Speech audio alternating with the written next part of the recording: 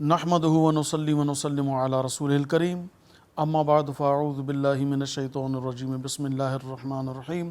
ہر طرح جی واخان اللہ رب العزت جل جلالہ जे लाइ जेको इबादत जो अकेलो हक़दार आहे, हू बेनियाज़ आहे, हू हिकु आहे, न उन जो को ॼणंदड़ आहे न उन जो को ॼणियल आहे, न ई संदसि कोई मट ऐं सानी आहे. लखें करोड़नि दरूद सलाम अल्लाह तबारक व ताला जे आख़िरी नबी समूरनि नबियनि रसूलनि ऐं बल्कि तमामु मख़लूक़ात जे सरदार हज़रत मुहम्मद सल्लल्लाहु अलैहि वसल्लम जन जी ज़ात अक़दस ते ऐं संदन आल ऐं असहाब सगोरनि ते. सिंध टीवीअ जे प्रोग्राम रोशनी जी वाट जे समूरनि सामईन ऐं नाज़रीन जी ख़िदमत में अस्सलामु अलैकुम वरहमतुल्लाहि ताला वबरकातुहू. आऊं आहियां जो मेज़बान अबुल हसन अब्दुल ख़ालिक़ क़ादिरी. तमामु नाज़रीन ऐं सामईन खे रमज़ानुल मुबारक जी पहिरीं सहरी जूं लख करोड़ मुबारकूं. सभई ख़ुशि नसीब मुसलमान जेके अॼु रमज़ानुल मुबारक हासिल करण में कामयाब थी विया, छो त हीउ उहो बाबरकत महीनो आहे जंहिं में दोज़ख जा दरवाज़ा बंदि कया वेंदा आहिनि ऐं जन्नत जा दरवाज़ा रहमत जा दरवाज़ा खोलिया वेंदा आहिनि. हिन महीने जी बरकतुनि मां अचे थो त जेको हिन महीने में विसाल करे वफ़ात करे वञे त छो त दोज़ख जा दरवाज़ा बंदि हुजनि था ऐं जन्नत जा दरवाज़ा खुलियल हुजनि था. जेको बि अहले ईमान हिन महीने में वफ़ात माणींदो, अल्लाह तबारक व ताला उनजी क़बर खे जन्नत जे बाग़नि में तब्दील फ़रमाए छॾींदो, उनखे जन्नत अता फ़रमाईंदो. एॾी वॾी बरकतुनि वारो महीनो तशरीफ़ वठी आयो आहे. सो अॼु रमज़ान मुबारक जूं सभ खां पहिरीं मुबारकबाद. उन खां पोइ जेके जेके सहरी जी तयारी कनि था उन्हनि सभिनी खे बि पहिरीं सहरी जूं बि लखें करोड़ मुबारकूं जेके करे चुका, जेके करे रहिया आहिनि ऐं जेके तयारनि में आहिनि. नाज़रीन, अॼु खां असांजो हीउ प्रोग्राम बाज़ाब्ता तौर ते सहरी जे टाइम ते नशर थींदो ऐं तमामु सामीन नाज़रीन खे गुज़ारिश आहे त जीअं तव्हीं सहरी करे रहिया हुजो या तयारी हुजे, हर शहर जो पंहिंजो टाइम टेबल हुजे थो, त पोइ महिरबानी करे टेलीविज़न ते सिंध टीवी लॻाए ऐं सिंध टीवी जो जेको प्रोग्राम आहे रोशनी जी वाट उनखे हलाए छॾियो, ताकी इंशाअल्लाह तबारक व ताला अॼु खां सॼो महीनो असां रमज़ान मुबारक जी बरकतुनि ते, रमज़ान शरीफ़ जे मसइलनि ते ऐं जंहिं ॾिहाड़े ते जंहिं बुज़ुर्ग जो ॾिहाड़ो हूंदो, यौम वफ़ात हूंदी त उर्स मुबारक कंदासूं. जेकॾहिं कंहिंजो विलादत जो ॾिहाड़ो हूंदो त उनजो बि इंशाअल्लाह तबारक व ताला विलादत जो ॾिहाड़ो मल्हायो वेंदो. इंशाअल्लाह खोड़ सारो इल्मु अव्हांखे मिलंदो, छो त असां खोड़ सारे उलमा इकराम मुफ़्तियान इज़ाम खे पंहिंजे हिन प्रोग्राम सहरी जी नशरियात में मदऊ कयो आहे. ऐं अॼोको जेको टॉपिक आहे तव्हांखे ख़बर आहे, अॼु पहिरीं रमज़ान ते सैयदना अब्दुल क़ादिर जीलानी, पीरनि जे पीर दस्तगीर, महबूब सुबहानी, क़ुतुब रब्बानी, क़िंदील नूरानी, शहबाज़ लामकानी, पीर पीरां, मीर मीरां, गौस आज़म दस्तगीर रहमतुल्लाह ताला अलैह जन जो यौम विलादत आहे. तंहिंजे करे यौम विलादत गौस आज़म जे नाले सां मनसूब करे जेको प्रोग्राम असां इंशाअल्लाह तबारक व ताला तरतीब ॾिनो आहे. अल्लाह जे करम सां इंशाअल्लाह तबारक व ताला गौस पाक जे सवाने हयात ते ॻाल्हाइण जी कोशिशि कंदासूं ऐं अहिड़े बहितरीनु मौज़ू ते ॻाल्हाइण जे लाइ असां सिंध जे हिकु बहितरीनु आलिम दीन ऐं कराची यूनिवर्सिटी जे फैकल्टी मेंबर ऐं मारूफ़ आलिम दीन बहितरीनु क़ादिरुल कलाम शख़्सियत खे पंहिंजे प्रोग्राम में मदऊ कयो आहे. गुज़िरियल साल बि असां रमज़ान शरीफ़ जी सहरी जी इब्तिदा इन ई आलिम सगोरे खां कईसीं. हिन दफ़े बि साॻिए आलिम असांखे टाइम ॾिनो आहे. अल्लाह पाक खेनि बरकतूं अता फ़रमाए ऐं पंहिंजे प्रोग्राम में खेनि अचण ते भलीकार चवां थो. मोहतरम शाहज़ेब अल्लामा शाहज़ेब राजपर साहिबु, अस्सलामु अलैकुम. वालेकुम अस्सलाम वरहमतुल्लाहि तव्हांजी महिरबानी आहे असांजे प्रोग्राम में तशरीफ़ वठी आया. ऐं अॼोके प्रोग्राम में असांखे जंहिं कराची जे बहितरीनु सना ख़ान जॉइन कयो आहे उनजो बि तारुफ़ तव्हांजे ॾाढो पेश करियां. हाफ़िज़ फ़सीह महमूद साहब, अस्सलामु अलैकुम. वालेकुम अस्सलाम वरहमतुल्लाह. हमारे प्रोग्राम में तशरीफ़ लाए. इंशाअल्लाह भी आपसे पहले नात सुनेंगे और आखिर में गौस पाक की मनक़बत आपसे सुनेंगे. नाज़रीन, असांजी रिवायत रही आहे त असां पंहिंजे प्रोग्राम जी बाज़ाब्ता शुरूआत अल्लाह तबारक व ताला जल जलालहू ऐं उनजे महबूब सल्लल्लाहु अलैहि वसल्लम जे वाखाण सां कंदा आहियूं.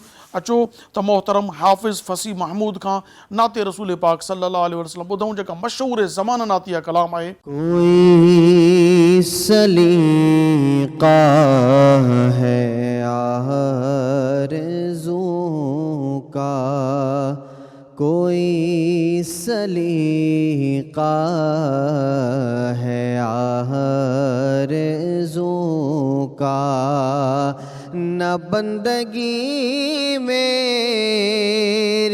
बंदगी ہے یہ سب تمہارا کرم ہے آقا، یہ سب تمہارا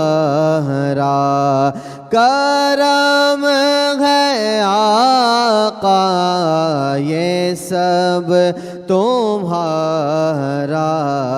کرم ہے آقا، کہ بات اب تک بنی ہوئی ہے کوئی سلیقہ ہے آرزوں کا، بشیر کہیے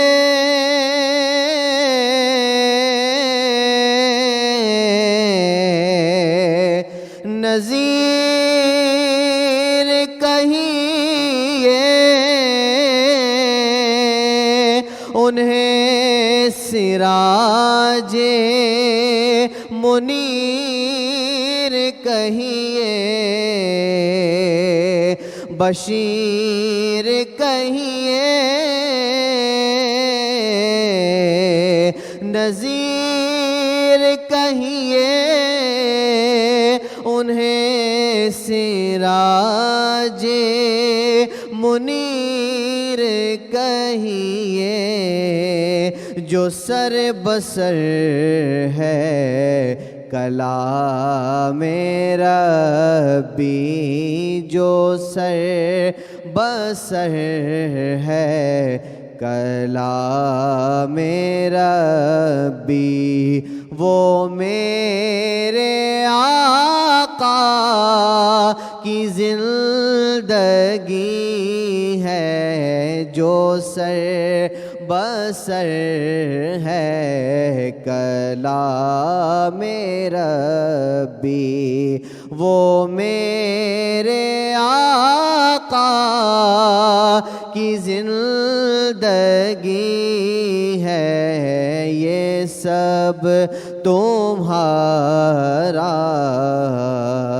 کرم ہے آقا، عمل کے میرے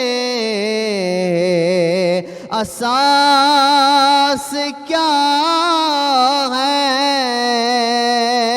بجز ندامت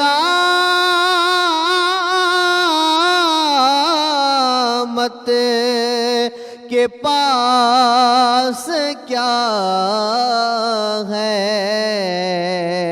عمل کے میرے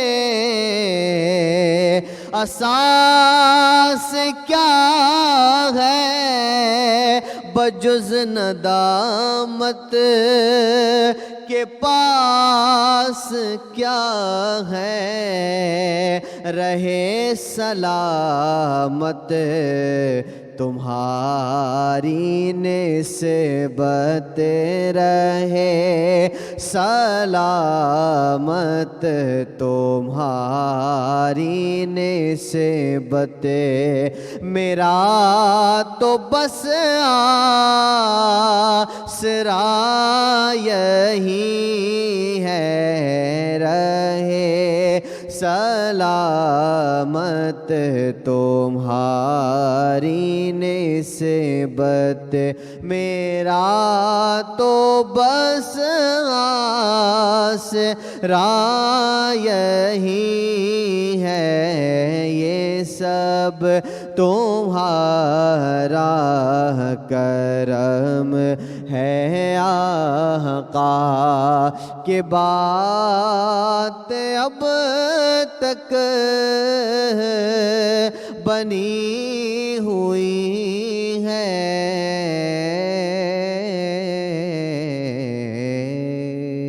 ماشاءاللہ تبارک و تعالیٰ۔ حافظ فصیح محمود صاحب، آپ نے بہترین نعتیہ کلام پیش کیا۔ اللہ تبارک و تعالیٰ آپ کی آواز میں مزید برکتیں عطا فرمائے۔ ناظرین اچو تا اج غوث پاک جے موضوع تے علامہ شاہ زیب راجبر سان گفتگو جو آغاز کریوں۔ جی علامہ صاحب، सैयदना अब्दुल क़ादिर जीलानी अल मारूफ़ गौस आज़म दस्तगीर जो पहिरीं तारुफ़ पेश करियो त पोइ साईं जन जी सीरत मुबारका ते गुफ़्तगू जो आगाज़ करियो। बिस्मिल्लाहिर्रहमानिर्रहीम। सभ खां पहिरियां त मां तव्हांजो शुक्रगुज़ार आहियां त तव्हां पिछले पोएं साल वांगुरु हिन साल वरी असांखे मौक़ो ॾिनो ऐं सिंध टीवी जे नाज़रीन लाइ हिकिड़ो बहितरीनु प्रोग्राम रोशनी जे वार्ड जेको सहरी जे टाइम ते तव्हां उन लाइ अरेंज कयो आहे। असां उमेद था कयूं अल्लाह तबारक व ताला जी बारगाह में त इहा तव्हां सभिनी जी लाइ असांजे लाइ बख़्शिश जो सबबु बणिजंदो। आमीन आमीन। तव्हां जेको सुवाल कयो त यकीनन अॼु यकम रमज़ानुल मुबारक जी असां सहरी जे टाइम ते वेठा आहियूं त रमज़ानुल मुबारक जी आगाज़ में खोड़ सारनि हस्तियुनि जो असां लाइ तस्करो अचे थो, जंहिं में मशहूरु शख़्सियत पीराने पीर हुज़ूर गौसे पाक अब्दुल क़ादिर जीलानी रहमतुल्लाहि ताला अलैह जी शख़्सियत आहे। उन्हनि जी तारुफ़ जी असां ॻाल्हि कयूं त हुज़ूर गौसे पाक रज़ी अल्लाह ताला अन्हु इब्तिदाई ज़माने सां अहले इस्लाम जो जेको इब्तिदाई ज़मानो आहे उन्हनि में सां ताल्लुक़ रखनि था। पाणनि जी जेकी विलादत आहे उहा 470 सने हिजरी जी विलादत आहे। माशाअल्लाह। त गौसे पाक रज़ी अल्लाह ताला अन्हु पंहिंजी इब्तिदाई ज़िंदगी पंहिंजे वालिद ऐं वालिदा वटि गुज़ारी आहे। उन खां पोइ सफ़र इल्म जे लाइ इल्म जी मज़ीद तिश्नगीअ खे हासिलु करण लाइ पंहिंजी इल्म जी प्यास बुझाइण जे लाइ बगदाद जो सफ़रु कयो अथनि ऐं पोइ बगदाद में इल्मु हासिलु कयो अथनि ऐं उते वरी जेके हिकिड़ी अल्लाह तबारक व ताला जे क़ुर्ब जी जेकी सूरत थी सघे थी, जंहिंखे असां पंहिंजे इस्तिलाह में तसव्वुफ़ चई सघूं था, सूफ़ियापन जी जेकी राहूं आहिनि रस्ता आहिनि उन्हनि खे इख़्तियार कनि ऐं हिकिड़े तवील अरसे ताईं अल्लाह तबारक व ताला जी रिज़ा खे हासिलु करण ऐं क़ुर्ब हासिलु करण लाइ मुजाहिदा कंदा रहा, रियाज़त कंदा रहा ऐं अल्लाह तबारक व ताला खे हक़ीक़ी माना में असां ॿिनि लफ़्ज़नि में चयूं त राज़ी करे वठनि। सुभान अल्लाह। संदन नालो वालिदैन। हा, पाण जो जेको नालो मशहूरु नालो आहे, तव्हां जीअं तव्हां बि गुफ़्तगू में चयो, मूं बि हिनखे इस्तेमालु कयो। वालिद जो पंहिंजो नालो हज़रत अब्दुल क़ादिर रज़ी अल्लाह ताला अन्हु नालो अथनि ऐं वालिद जो जेको नालो अथनि अबू सालेह जंगी दोस्त मूसा नालो अथनि, अबू सालेह कुनियत जंगी दोस्त लक़ब आहे। ईअं ई पाण जेके आहिनि जेकी मूं ॻाल्हि कई त मुजाहिदा ऐं रियाज़त कंदा रहिया। हसनी सैयद आहिनि पाण, इहा त ख़ुसूसियत आहे। वालिद साहब जेको आहे हसनी सैयद, वालिद जे तरफ़ां हसनी सैयदनि ऐं वालिदा जे तरफ़ां हुसैनी सैयदनि। मतिलबु अब्दुल्ला सोमई रहमतुल्लाह अलैह नानो आहे, उम्मुल ख़ैर बीबी फातिमा जेकी आहे वालिदा मुबारक आहे। बिल्कुलु बिल्कुलु।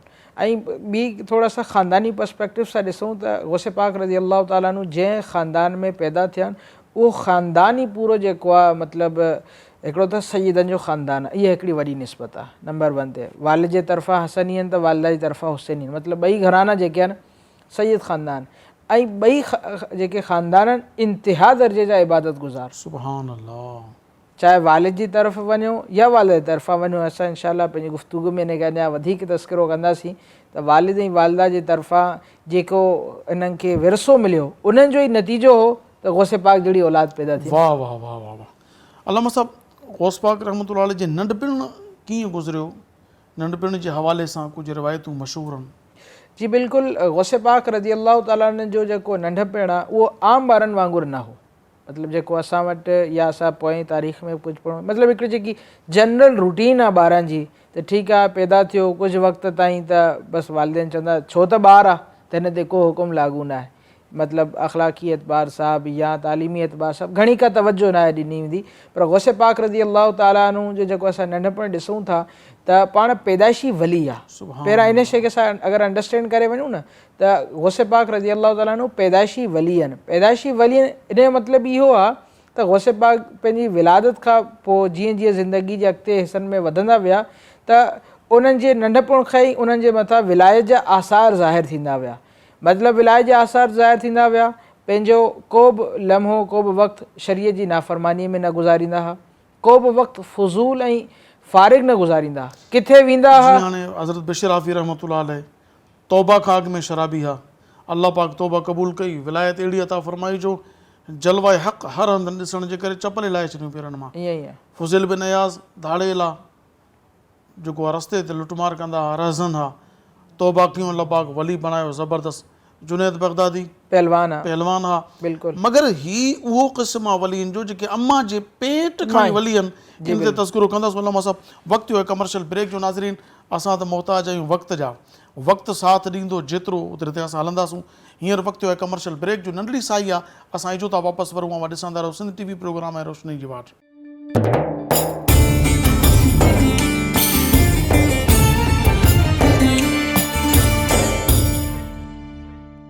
भलीकार नाज़रीन, नवां ॾिसी रहिया आहियो सिंध TV प्रोग्राम आहे रोशनी जी वाट। अॼु रमज़ान मुबारक जी पहिरीं सहरी जूं बाबरकत घड़ियूं, पुर कैफ़ लम्हात, पुर नूर महीनो, रहमतुन ऐं बरकतूं हर तरफ़ अल्लाह पाक जी रहमतूं बरकतूं छमाछम वसी रहियूं आहिनि।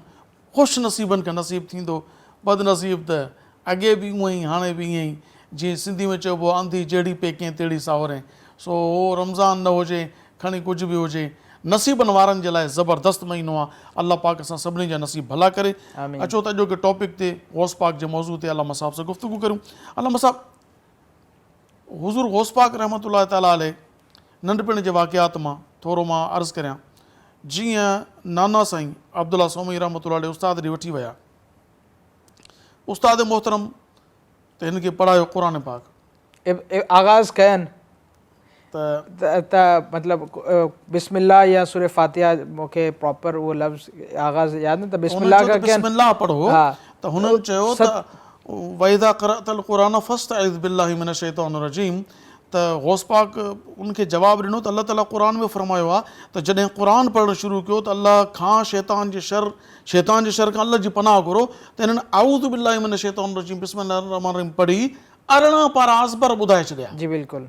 त वालिद साहब उस्ताद मोहतरम चवणु लॻो त हीअ त पढ़ियल वठी आयो ॿारड़ो मूं ॾे। नाने साईं चयोसीं पढ़ियो, कंहिं वटि बि कोन्हे। पहिरियों ॾींहुं मदरसे में, पहिरियों ॾींहुं आहे। उस्ताद साहब जॾहिं पुछा कयो, पुटु तूं किथे पढ़ियो आहे? पढ़ियो त किथे न आहियां, मुंहिंजी अम्मा खे 18 पारा यादि हुआ, उहो कमकार कंदी पढ़ंदी, मां पेट में ॿुधी वरिता, मूं पेट में यादि करे छॾिया। जी बिल्कुलु। इहे मादर ज़ात वली, इहा ई असां ॻाल्हि कईसीं पिए त गौसे पाक रज़ी अल्लाह ताला अन्हु जी शान जेकी आहे उहा इहा ई आहे त पाण पैदाइशी वली आहिनि। मतिलबु जॾहिं खां पैदा थिया आहिनि तॾहिं खां इब्तिदाई ॾींहं खां, बल्कि पहिरें ॾींहं खां गौसे पाक रज़ी अल्लाह ताला अन्हु यके बाद दीगरे हिक खां ॿी जेकी आहे न करामात पाण खां ज़ाहिर थींदी रहंदी आहे। या त तव्हां पोइ इलाही अॻिते हलिया वियो, जेके गौसे पाक जी पहिरें ॾींहं जी करामत मशहूरु आहे त जॾहिं पैदा थिया रमज़ान मुबारक जी पहिरीं तारीख़ हुई त पाण पहिरें ॾींहुं जेको आहे उहो पंहिंजी वालदा जो थञ न पीतनि। त वालदा पहिरियां त परेशान थी वई त छा वजह आहे जंहिंजे करे नथो खीर नथा पियनि पिया। पर जॾहिं मग़रिब जो वक़्तु थी वियो, इफ़्तारी जो टाइम थी वियो, उन खां पोइ गौसे पाक रज़ी अल्लाह ताला जेको वालदा जो थञ वरितो ऐं जेको आहे खीर नोश कयनि। त गौसे पाक रज़ी अल्लाह ताला छाजे करे जो हिकिड़ा मादर ज़ात वली आहिनि।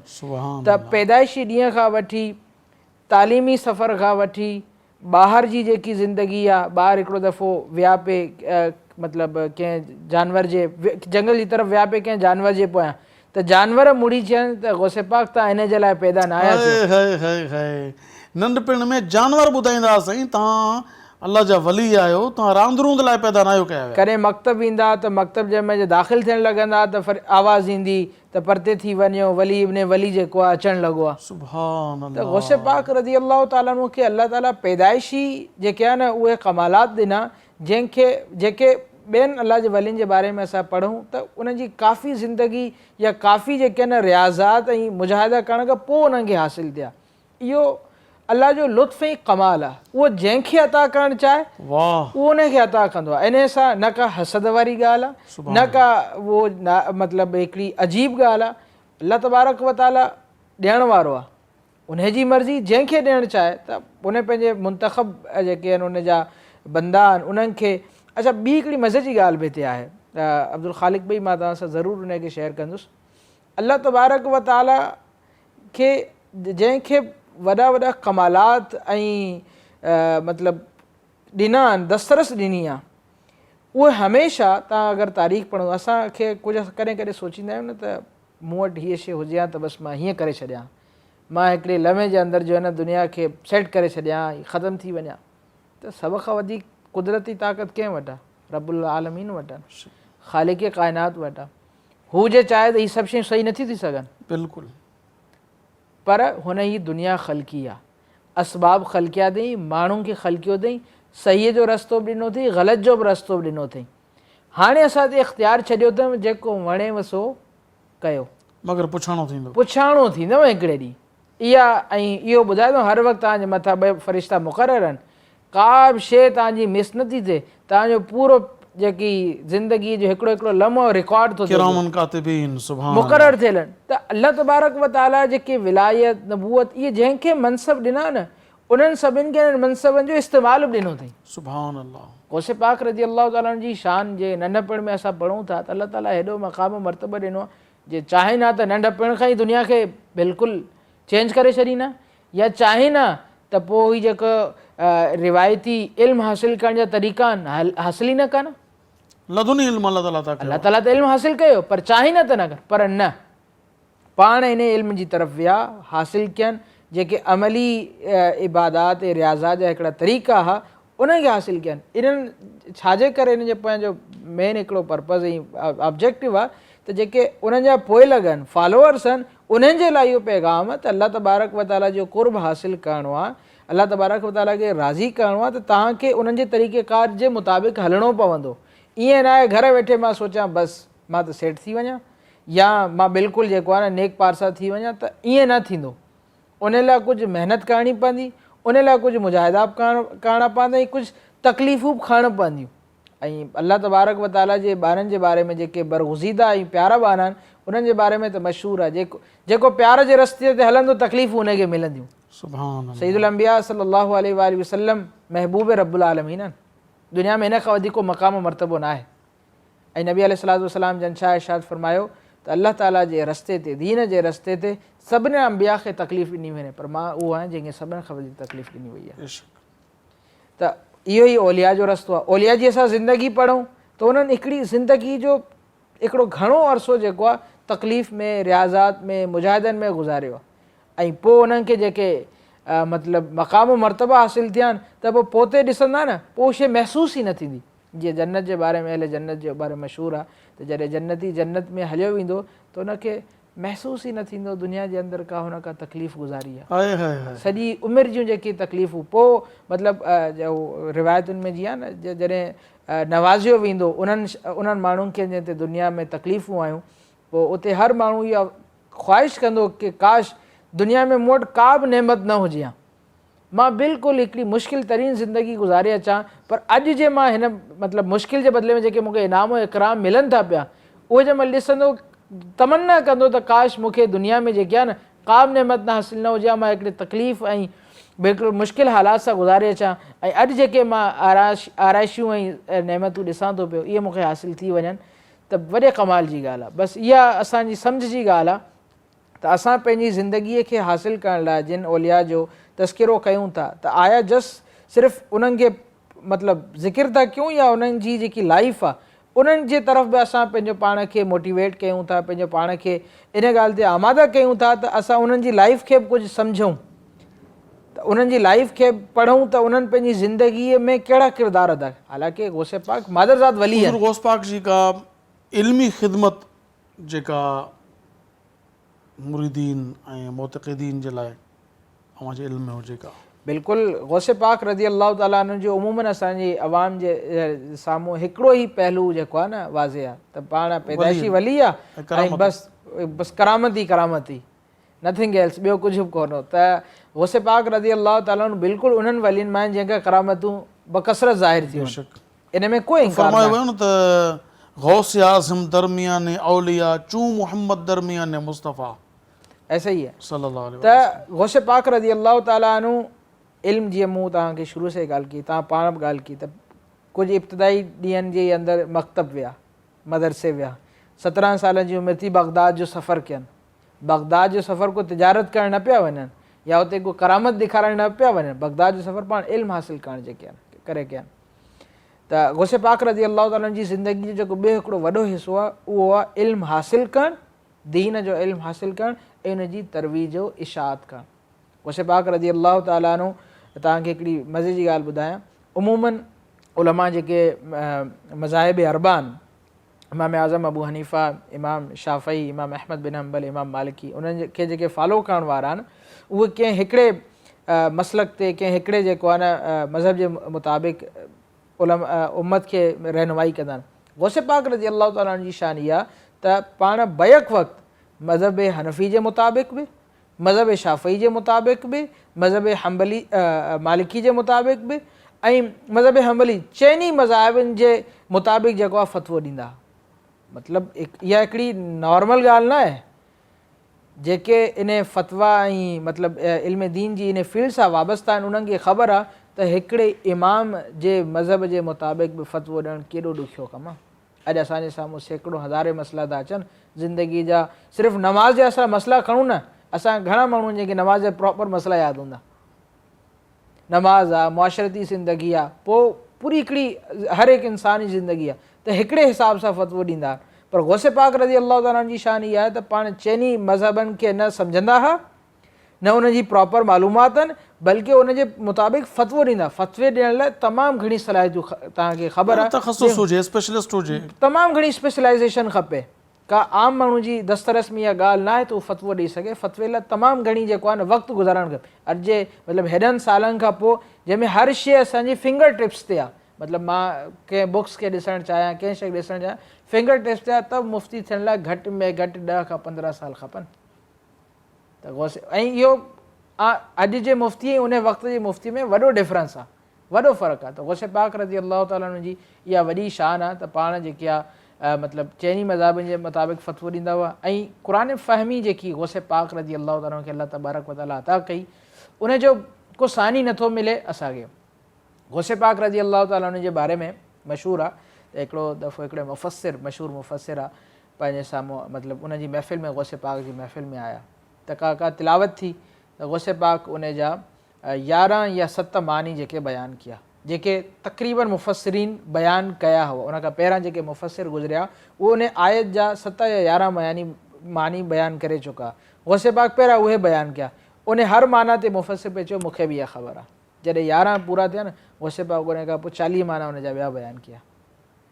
फरमाइस हाणे ॾे ख़बर, जॾहिं मां मूंखे हिकिड़े जी बि ख़बर न आहे, ऐं इहो माना मां पहिरियों दफ़ो बि ज़िंदगी में ॿुधां पियो। त गौसे पाक अल्लाह तबारक व तआला जे तरफ़ां मतिलबु जिते विलायत हासिल आहिनि उते इल्मु तमामु घणो हासिल आहिनि। गौस पाक जे फरमान जे बाबति ॿुधायो थो वञे पियो त दरस्तुल इल्मु हत्ता सिरतु कुतबा, इन जी हक़ीक़त छा आहे? गौसे पाक रज़ी, जीअं मां पंहिंजी गुफ़्तगू हले थी पई कि गौसे पाक रज़ी अल्लाह ताला अन्हु इल्मु रिवायती अंदाज़ सां हासिल कयो, मतिलबु जेके उन वक़्त जा हिकिड़ो प्रॉपर जी एजुकेशन जो अॼु असां वटि सिस्टम आहे, त उन वक़्त जेको एजुकेशन जो हिकिड़ो प्रॉपर सिस्टम हो उनखे फॉलो कयनि, पूरो इल्मु हासिल कयनि। पर घणा जेको पाण गौसे पाक रज़ी अल्लाह ताला इल्मु हासिल कयो न, उहो अल्लाह ताला जी तरफ़ां उन्हनि खे इल्मु मिलियो आहे, जंहिंखे असां इल्म लदुनी चवंदा आहियूं। ऐं इल्म लदुनी हासिल थियण जे करे पाण मतिलबु वाज़ो नसीहत जे ज़रिए, किताबुनि जे ज़रिए ऐं मुख़्तलिफ़ जेके आहे न, जेके तव्हां गौसे पाक जो डेली रूटीन जो अगरि असां जदवल था पढ़ूं त उन में इल्मु आहे। मतिलबु सुबुह खां वठी कंहिं फ़न जो दर्स था ॾियनि पिया, सेकेंड टाइम में कंहिं दर्स जो कंहिं शइ ते, कंहिं फ़नून ते दर्स था ॾियनि पिया, किथे तफ़सीर था पढ़ाइनि पिया, किथे तजवीद था पढ़ाइनि पिया, किथे हदीस था पढ़ाइनि पिया, किथे इल्मुल कलाम था पढ़ाइनि। त गौसे पाक रज़ी अल्लाह ताला जी जेकी मतिलबु मशगलो डेली रूटीन जो उहो इल्मु ई हो। ऐं पाण इल्मु हासिल कंदा बि हुआ, मरते पंहिंजी वफ़ात ताईं इल्मु हासिल कंदा बि रहिया ऐं अॻिते इल्मु पुॼाईंदा बि रहा। इहो गौसे पाक जो हिकिड़ो वॾो ज़िंदगी जो हिसो आहे जंहिंखां असांजी उमूमी आवाम जेकी आहे नावाक़िफ़ आहे। ख़ुसूसी तौर ते का अहिड़ी ॻाल्हि ॿुधायो जेका गौस पाक, इहे त तक़रीबन उलमाए कराम इहो कयो आहे, हुज़ूर गौस पाक रहमतुल्लाह तआला अलैहि जन जूं जी इल्मी ख़िदमात आहिनि, उन्हनि मां अहिड़ा कमालात जेकी अवामुन्नास ताईं, अवामुन्नास त अमूमन इन्हनि शयुनि खां वाक़िफ़ न आहिनि। जेके असां हींअर ॻाल्हि कई आहे, अक्सर घणनि जॻहियुनि ते असांजी मतिलबु हिकिड़ो मुशाहिदाती जेको असां तजुर्बो वठंदा आहियूं, चेक कयो आहे त गौसे पाक रज़ी अल्लाह ताला जे बारे में इहा शइ मतिलबु जनरल पब्लिक खे ख़बर न आहे त पंहिंजो ज़िंदगी जो इल्म सां बि को तालुक़ु। अमूमन असां वटि माण्हू इन शइ खे घणो हाईलाइट कंदा आहिनि त बसि पीर आहे ऐं तरीक़त हलाई अथनि, शरीयत जा जेके इल्म आहिनि, क़ुरान आहे, हदीस आहे, तफ़सीर आहे, फ़िक़्ह आहे, उन जे हवाले से का ख़िदमत या उन जे हवाले से का पाण जेकी आहे कोन मतिलबु को प्रॉपर उनजी का ज़िंदगी कोन हुई। त गौसे पाक रज़ी अल्लाह ताला जी असां अगरि ज़िंदगी ॾिसूं था, जेकी मूं तव्हांजे डेली साम्हूं डेली रूटीन ॿुधाई तव्हांखे, त सुबुह जो पंहिंजो हिकिड़ो प्रॉपर मदरसो आहिनि, गौसे पाक रज़ी अल्लाह ताला जो बगदाद में पंहिंजो हिकिड़ो वॾो मदरसो आहिनि जंहिंखे पाण हलाईंदा ऐं उते जेको आहे प्रॉपर तालीम जो जेको आहे इंतज़ाम कंदा हुआ। माशाअल्लाह तबारक तआला। अल्लामा साहब इंशाअल्लाह गौस पाक जे मौज़ू ते अञा बि गुफ़्तगू जारी रहंदी। नाज़रीन वक़्तु आहे कमर्शियल ब्रेक जो। असां अचूं था वापसि प्रोग्राम ॾिसंदा रहो सिंध TV प्रोग्राम है रोशनी जी वाट।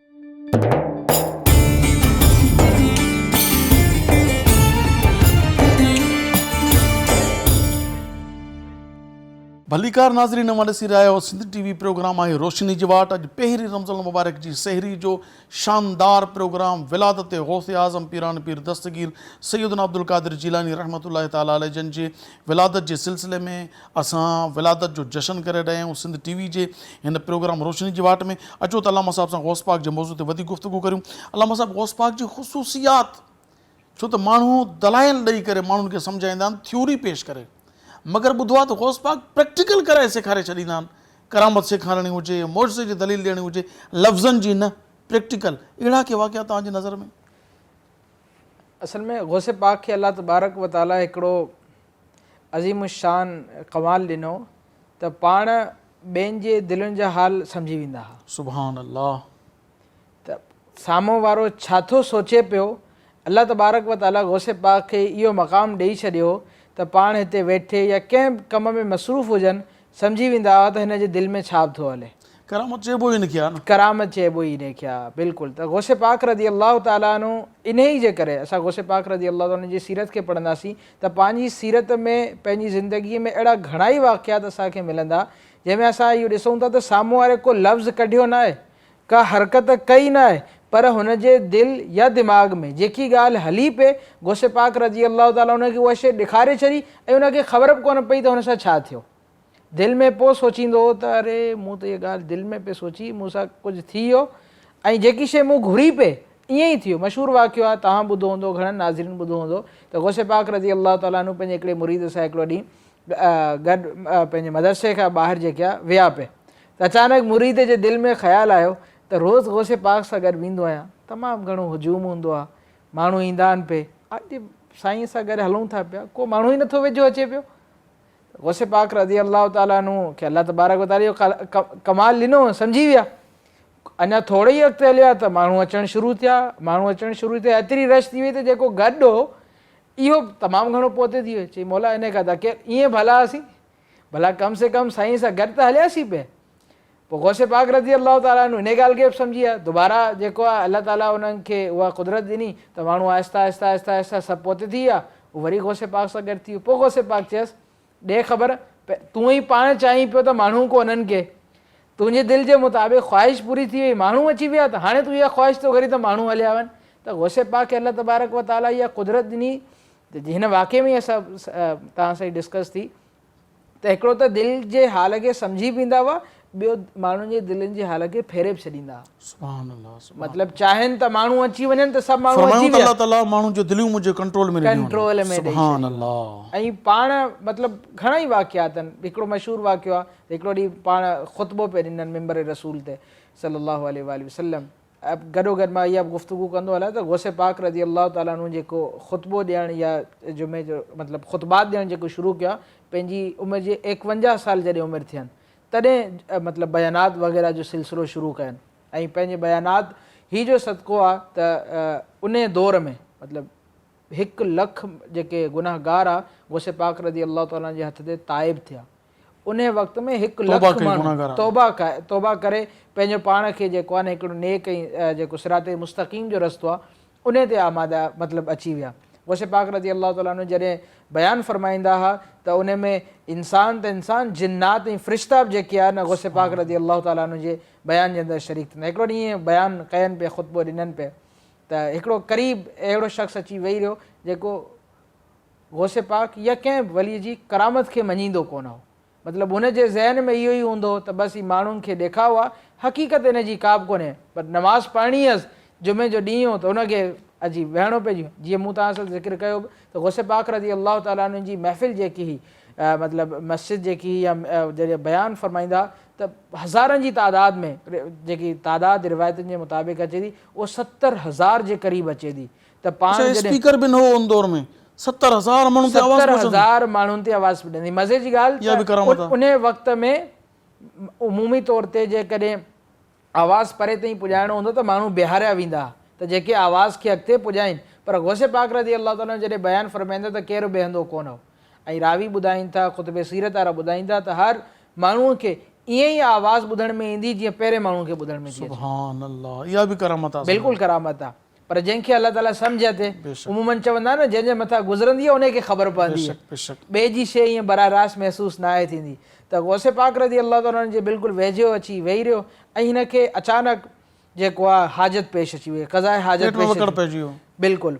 त हाणे एतिरो वॾो मजमूओ वञे त काॾे वञे, मतिलबु हद बंदीअ खां निकिरण बि नथो सघे, कमु पूरो न थी सघंदो, मतिलबु जेकी रिक्वायरमेंट आहे उहा हिनजी पूरी न थी सघंदी, ऐं शायदि वापसी अचंदे अचंदे नमाज़ ई न निकिरी वञे, इहो बि ख़दशो हुअसि। त इन ई कश्मकश में मुब्तला हो त गौसे पाक रज़ी अल्लाह ताला खे अल्लाह ताला त दिलुनि जा हाल ॾिना, वाक़िफ़ थी विया, सम्झी विया त पंहिंजी चादर लाइ हुनजे मथां रखी छॾनि। चादर जे लाइ जो मथे रखियनि, हुन शख़्स जो ईअं मथे करे निहारियो त ख़बर पियसि हू त हुते आई ई कोन, कंहिं जंगल में अची वियो आहे। पोइ सम्झियो त हाणे मां ईज़ी आहियां, हाजत बरक़रार हुअसि, पंहिंजी हाजत मां फ़ारिग़ थियो, इस्तिंजा मां फ़ारिग़ थी वियो, ऐं अचानक जो गौसे पाक पंहिंजी चादर हुनजे मथां खईं, ॾिठईं त साॻियो उन जॻह ते वेठो आहियां। हीउ सम्झो त मूंखे लॻे थो कुझु वक़्त लाइ गुनूदगी अची वई, निंड अची वई, ऐं मां निंड में जेको आहे न जेके मूंखे हाजत ई मूं उहा करे छॾी आहे। तमामु घणो अफ़सोस थियणु लॻसि ऐं शर्मिंदगीअ सां हेॾे होॾे ॾिसणु लॻो त केरु कुझु चई न वठे, पर ॾिठईं सभु माण्हू ख़ामोश पंहिंजे हिसाब सां वेठा आहिनि, कंहिं को रिएक्शन नथो अचे पियो। पोइ पक करण लाइ जो पंहिंजो हथनि सां अॻिते पोते करे ॾिठईं, चई हिते बि का हक़ीक़त कोन्हे, सम्झ त अची वियुसि कुझु मूं सां थियो आहे, पर छा थियो आहे इन ॻाल्हि खे अहसासु जेको आहे हुनजो बेदार न पियो थिए। पर हिकिड़ी हिन सां गॾु इहो मसइलो थी वियो, मतिलबु जंहिं महिल ई जंहिं हाजत लाइ थी वियो त हिन सां गॾु कुझु सामान हो, का टोकरी हुई जेके उते पैसा वग़ैरह सिक्का वग़ैरह रखंदा, उहा हुन जॾहिं उते जंगल में हो त उन कंहिं टारीअ सां कंहिं वण सां ॿधी छॾी। पर जंहिं महिल गौसे पाक हुन सां चादर जे मथां खईं, हू त ईअं अची हुनजी उहा शइ उते रहिजी वई। पोइ कुझु वक़्त खां पोइ हुनजो को त गुज़र थियो, पोइ जंहिं महिल उन टारीअ ते उहा शइ ॾिठईं त हुनखे पूरी शइ सॼी यादि अची वई, ऐं हुनखे पोइ पूरो अहसासु थियो मंज़र उहा ई जॻह आहे मूंसां, ऐं मां उन ॾींहुं हुते वेठोसि। पोइ हुनखे सम्झ अची वई त मां जंहिं शइ जो इनकार पियो कयो, गौसे पाक रज़ी अल्लाह ताला उनजो मूंखे प्रैक्टिकल करे ॿुधायो त जंहिं शइ जो इनकार थो करे उहा तोसां पाण सां थी अॼु थिए पई। करामत आहे वॾी, माना इहा बि ॾेखारियूं त प्रैक्टिकल करे करामत ॾेखारियूं त करामत इनखे चइबो आहे। बिल्कुलु। ऐं पोइ पाण जेके बि काफ़िले सां गॾु आहे उन्हनि माण्हुनि खे ॿुधाइनि त ॾिसो मूंसां हीअ शइ पेश आई, मां पहिरियां हिन शइ जो इनकार कंदोसि, पोइ ताइब कयनि, तौबा कयनि, ऐं वापसी अची पोइ गौसे पाक रज़ी अल्लाह ताला जे साम्हूं इन शइ जो इज़हार कयनि त मां हाणे जेको आहे पहिरियां जंहिं शइ सां इनकार कंदुसि उनखे दिलि सां क़बूल थो कयां। त गौसे पाक रज़ी अल्लाह ताला जी असांजे सीरत पढ़ूं त घणा ई अहिड़ा वाक़िया असांजे साम्हूं ईंदा। हीअ त कुझु असां ॿ वाक़िया पढ़ा न, त अलाह तबारक व ताला उन्हनि ते दिलनि जो हाल खोले छॾींदा हुआ। ऐं त हिकिड़ी जर्नल ॻाल्हि आहे, मतिलबु गौसे पाक रज़ी अल्लाह ताला खे अलाह तबारक व ताला जेको कमाल ॾिनो आहे उन में हिकिड़ी मतिलबु घणा ई वाक़िया असां तव्हां पढ़िया हूंदा, मूं पढ़िया हूंदा, त मतिलबु कॾहिं सम्झ ई नथी अचे त एतिरो इन लेवल जो, मतिलबु कंहिंखे सम्झाइण जी अमूमन असां वटि तरीक़ो छा आहे, मिसाल ॾेई सम्झाए छॾी, ॿिए कंहिंजो अमल ॿुधाए छॾियो, या ॿिए कंहिंजे मथां का शइ गुज़री उहा सम्झाए छॾी, ऐं उहो तॾहिं जे कॾहिं केरु पंहिंजो मसइलो डिस्कस करे असां सां। गौसे पाक रज़ी अल्लाह ताला जी सीरत में अमूमन असां इहो न पढ़ियो था की साहिल अची बीठो हुजे, मां तव्हांजे हिन शइ खे नथो मञा, दिलनि में सोचींदो, घर वेठे हुन सां उहो थी वेंदो जेको हुनखे ख़बर ई कोन हूंदी, घर वेठे हुन सां उहे शयूं थी वेंदियूं जेके हुनखे ख़बर ई कोन पवंदी, ऐं पोइ यकीन कंदो त वाक़ई मां जंहिं शइ जो इनकार पियो कयो, गौसे पाक रज़ी अल्लाह ताला मूंखे उहे शयूं ईअं सम्झाए छॾियूं। ॿियो हिकिड़ो वाक़ियो आहे त हिकिड़ो शख़्स हो पंहिंजे पीर साहिब वटि हाज़िर थियो, तिजारत कंदो हो, बिज़नेसमैन हो, हाज़िर थियो त चई मां फलां तिजारती सफ़र ते वञणु थो चाहियां, ऐं हुनजी आदत थी, सुठी आदत हुअसि त जॾहिं सफ़र ते वेंदो पंहिंजे पीर साहिब वटि हाज़िर थींदो, इजाज़त वठंदो, पंहिंजे पूरे सफ़र जी रुदात ॿुधाईंदो। त पीर साहिबु हुनखे चयो त हिन दफ़े तूं सफ़र ते न वञ। अर्ज़ु कयईं का वजह, का ख़ासि ॻाल्हि? चयईं त तूं न वञ, तुंहिंजे लाइ हिन सफ़र में जे वेंदे त मौत आहे, ऐं ॿुधाईंसि फलाणे मक़ाम ते तव्हांजे काफ़िले जे मथां हमिलो थींदो, ऐं उन में तुंहिंजो सामान बि वेंदो, तुंहिंजी जान बि वेंदी। ॾाढो परेशान थियो, ऐं ख़्याल बि आयुसि त मूं सॼी शइ तयारियूं करे छॾियूं आहिनि, हाणे मां कीअं पंहिंजो पाण खे पोते कयां। त कंहिं ॾस ॾिनसि त इन ई शहर में हिकिड़ो ॿियो वॾो पीर अथई, तूं उन वटि हाज़िरी ॾे। गौसे पाक रज़ी अलाह ताला जे नालो ॿुधाईंसि, हीउ उन वटि वियो गौसे पाक वटि, गौसे पाक खे अर्ज़ु कयईं ऐं ॿुधाईंसि बि त इहो सही त मुंहिंजे पीर साहिबु मूंखे झलियो आहे। गौसे पाक चयसि हले वञ, को मसइलो न आहे, थी वियो। मुनाफ़ो बि ठाहु को थींदो, जान जान बचंदी। वाह वाह। हिन गौसे पाक जी ॻाल्हि ते एतबार कयो ऐं सफ़र ते निकिरी वियो। जॾहिं उहा मक़ाम आयो, उन ई मक़ाम ते पड़ाव बि कयनि, राति थी, आराम करणु लॻो त हिन ख़्वाब में ॾिठो त हिन सां हिननि जे काफ़िले ते हमिलो थियो आहे, हिननि जो जानी नुक़सानु थियो आहे, माली नुक़सानु थियो आहे, इन काफ़िले जी लूटमार जे दौरान हिन खे बि क़तलु कयो आहे। जंहिं महिल ॾिठईं त मां क़तलु थी वियो आहियां, मरी वियो आहियां, त अचानक जेको आहे न होश में आयो, ॾिठईं त सभु शइ कुझु ख़तमु थी वियो, ॾिठईं त ख़्वाबु हो, परेशान बि थियो ऐं मतिलबु आज़माइश बि आयसि त सम्झी न सघियो ॻाल्हि खे। ख़ैर तिजारत कयईं, तमामु घणो मुनाफ़ो थियसि, वापसी आयो, पंहिंजे पीर साहिब वटि हाज़िर थियो, ॿुधाईंसि ज़िंदा वापसी आयो आहियां, तव्हां झलियो त मरंदे। पीर साहिबु चयसि हो तुंहिंजे नसीब में मरणी जे तूं वञी आहे, पर जंहिं तुंहिंजी जान बचाई आहे न, पहिरियों उन ॾे वञ, उन वटि हाज़िरी वञी ॾे त हक़ीक़त में मां जेको तोखे ॿुधायो हो त तूं हिन सफ़र ते न वञ, तुंहिंजी तक़दीर में इहो लिखियलु हो त तूं हिन जॻह ते वेंदे, हिन सफ़र में वेंदे त तुंहिंजी मौत आहे। पर गौसे पाक रज़ी अलाह ताला अन्हु पीराने पीर तुंहिंजे लाइ दुआऊं करे करे अल्लाह तबारक व ताला जी बारगाह में तुंहिंजी तक़दीर खे तब्दील कराए तुंहिंजी जान बख़्शराई आहे। त पहिरियां उन्हनि वटि ख़्वाब में तब्दील कराए ऐं तुंहिंजी तक़दीर बदिलाए करे तुंहिंजे जेको हक़ीक़त में तोसां थियणो उहो सॼो तुंहिंजे ख़्वाब में कन्वर्ट कराए अथनि, त उनजे वञी बारगाह में हाज़िरी ॾे। त गौसे पाक रज़ी अलाह ताला जी बारगाह में वञी हाज़िर थींदा आहिनि ऐं पोइ पूरी जेकी पंहिंजी सफ़र जी रुदाद आहे उहो ॿुधाईंदा आहिनि। त गौसे पाक रज़ी अलाह ताला खे अल्लाह तबारक व ताला इहो कमालात ॾिना आहिनि, पंहिंजी ज़िंदगी इन्हनि शयुनि मां मतिलबु बेशबा वाक़ियात मां जेकी आहे मशहूरु आहे। त दिलनि जा हाल सम्झी वेंदा हुआ, उनजे मुताबिक़ ई माण्हुनि खे रिस्पॉन्स कंदा हुआ ऐं मतिलबु ईअं थींदो इशारनि में सम्झनि, इशारनि में ॻाल्हि पूरी। सुभान अल्लाह। अल्लामा साहिबु अव्हां जी वॾी महिरबानी, अव्हां असांजे प्रोग्राम में शिरकत कई, पंहिंजो क़ीमती वक़्तु कढी आया। नाज़रीन, साईं जन कराची यूनिवर्सिटी जा फैकल्टी मेंबर बि आहिनि ऐं मारूफ़ इस्लामिक स्कॉलर आलिम दीन आहिनि, माशाअल्लाह। असां खाइनि खोड़ सारो इल्मु हासिलु अॻे बि कयो आहे, हींअर बि कयोसीं। दुआ कयो त अल्लाह तबारक व ताला असांजे हिननि आलिमनि में अञा वधीक बरकतूं अता फरमाए। ऐं हाफ़िज़ फ़सी महमूद साहब, आपका भी शुक्रिया, आप हमारे प्रोग्राम में तशरीफ़ लाए। नाज़रीन, जो वक़्तु अॼोको प्रोग्राम पंहिंजी पुॼाणी खे पहुतो, वक़्तु इन जो, सो मां इजाज़त चाहींदुसि तव्हां खां। इंशाअल्लाह तबारक व ताला सुभाणे साॻिए वक़्त ते इहो ई सिंध TV चैनल हूंदो, प्रोग्राम रोशनी जी वाट, मगर मौज़ू को ॿियो हूंदो। तेसीं ताईं पंहिंजे मेज़बान अबुल हसन अब्दुल ख़ालिक़ क़ादरी खे इजाज़त ॾींदा। अल्लाह वाही, अस्सलामु अलैकुम वरहमतुल्लाहि ताला। रुख से पर्दा अब अपने हटा दो, जालियों पर निगाहें जमी है जालियों पर निगाहें जमी है। अपना जलवा इसी में दिखा दो, गौसे आज़म अपना जलवा इसी में दिखा दो, जाहलियों पर निगाहें जमी है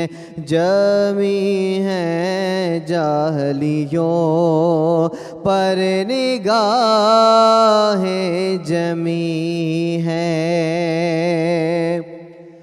गौसे आज़म हो, गौसुल वरा हो,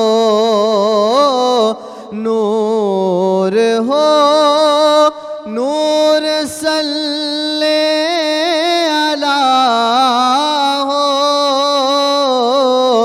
गौसे आज़म हो, गौसुल वरा हो, नूर हो,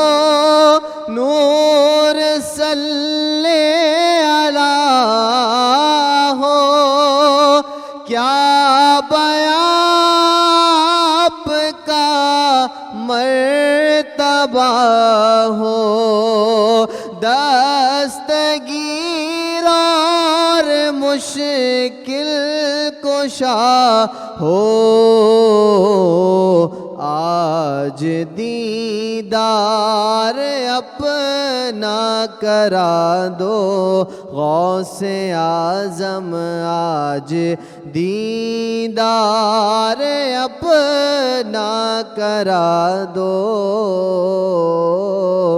جالیوں پر نگاہیں جمی ہیں، جمی ہیں، جالیوں پر نگاہیں جمی ہیں، فکر دیکھو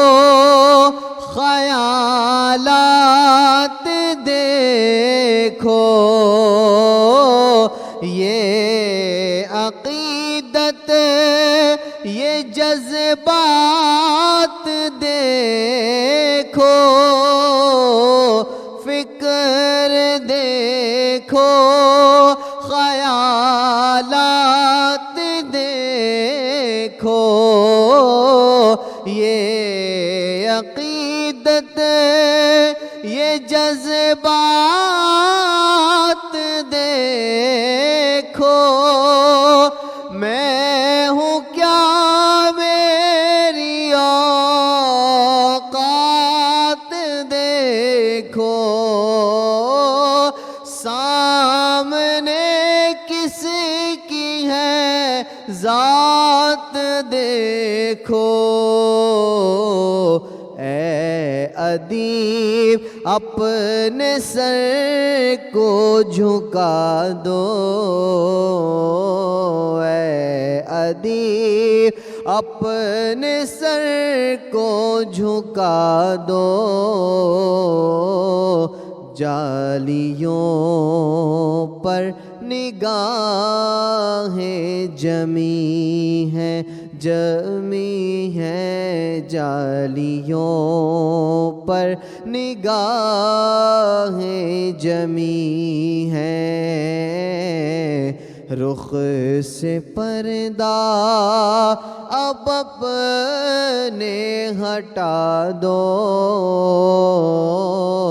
اپنا جلوہ اسی میں دکھا دو،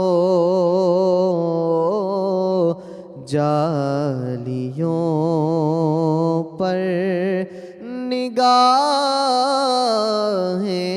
جمی ہیں۔ سبسکرائب करियो असांजो official YouTube channel Sindh TV HD Islamic ऐं वधीक अपडेट लाइ बेल आइकन ते क्लिक करियो।